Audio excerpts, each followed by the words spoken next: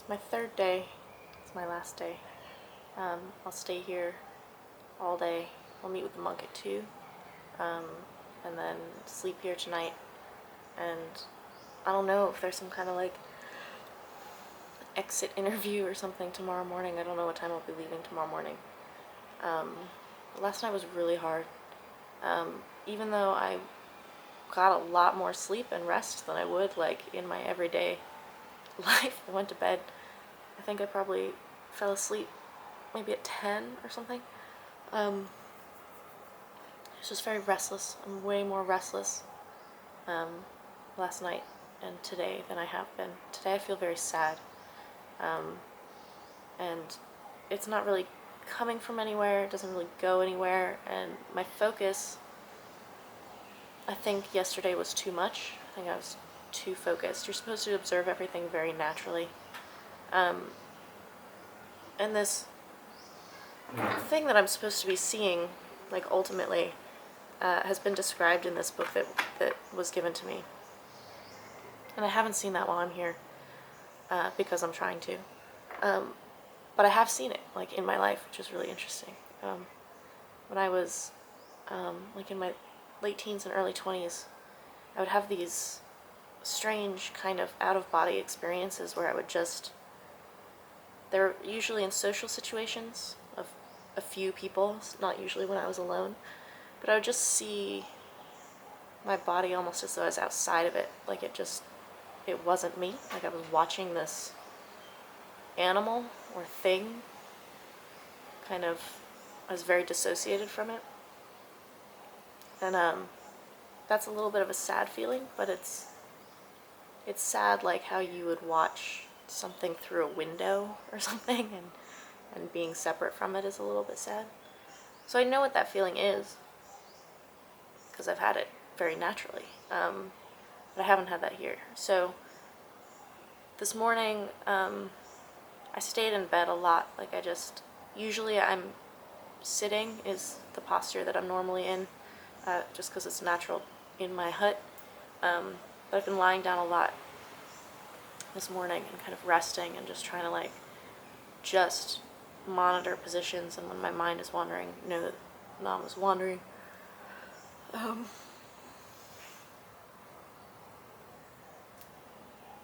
it's easier, I think, to catch these positions right now than it has been. I feel very like there's a deeper recognition of the position than just saying the name of the position over and over, which is why I have a hard time walking. When I'm walking, I just say walking rupa all the time, and I don't actually see walking rupa. But lying here just now, I've really had a good experiential knowledge comprehension of it, like understanding the whole position, as it were. Last night was the first time that I really missed Kevin. Like, I really, really missed Kevin. I got this kind of panicked feeling of just wanting to, send him a message telling him that I loved him, and it kind of didn't even matter if he responded to it. I just wanted to send the message, and I was very, panicked that I couldn't do that. So I don't know fully what that is or where that comes from. Maybe a need to connect, although because I didn't really need him to respond to it, that's not super connecting, although I would really want to know that he got the message, I guess. I'm just very tired today. Very, very tired today. I don't have much more to read in the books, which means I'm going back over things. I've written a lot. I've written more than 50 pages in my journal in these last 3 days. And a lot of it's really good realization type of stuff. And a lot of it applies to my Muay, which is amazing, that just aligns the way that it does. I'm very happy about that. I didn't expect that to be the case, actually. There's a woman who moved in behind me, and yesterday after I walked, I came back to my hut and was like sweeping outside, and she walks back and forth between our huts, and we're not supposed to talk to each other. And she called out to me and asked if I spoke English, and I was like, I do. And she asked if it bothered me that she was walking between our huts. And I was like, oh, no, not at all, don't worry about it. She's like, because if it does, you can tell me. I'm like, no, it's no problem. I thought that would be it, because like the number one rule is that we don't talk to each other.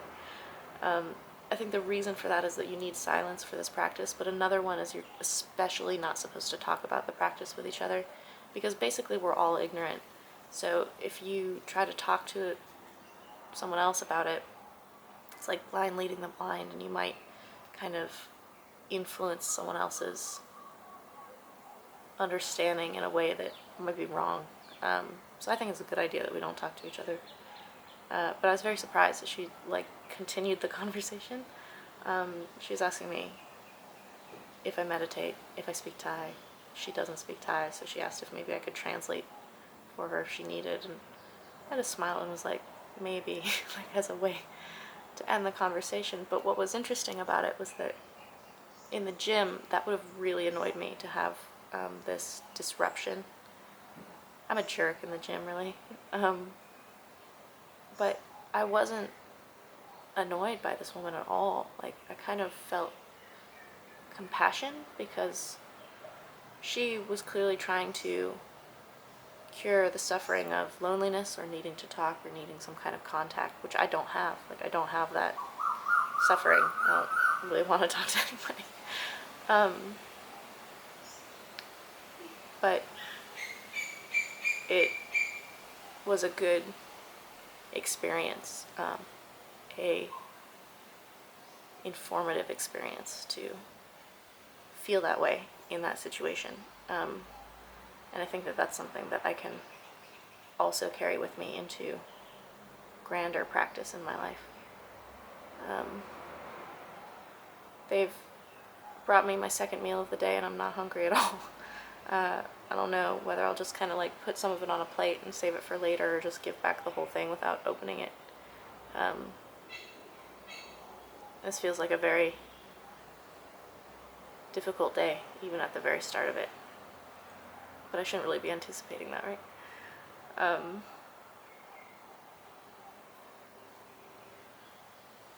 don't know. I'm writing a lot in my journal, so I'm trying to bring some of those things to this type of journaling.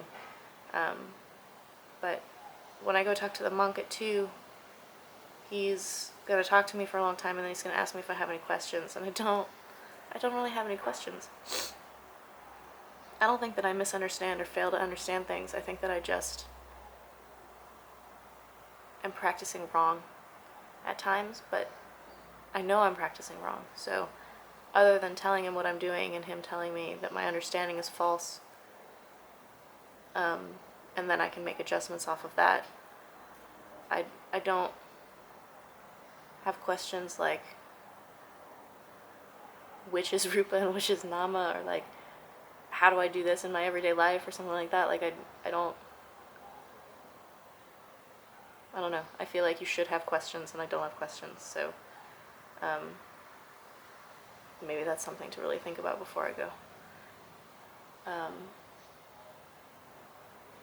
I've been doing this prayer for forgiveness every morning and every night to this Buddha that's above my bed, and it actually makes me feel really good.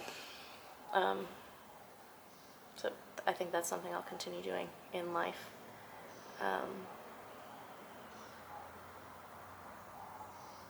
I'll talk to you guys later, which is really talking to me later. I think this is a vlog or something.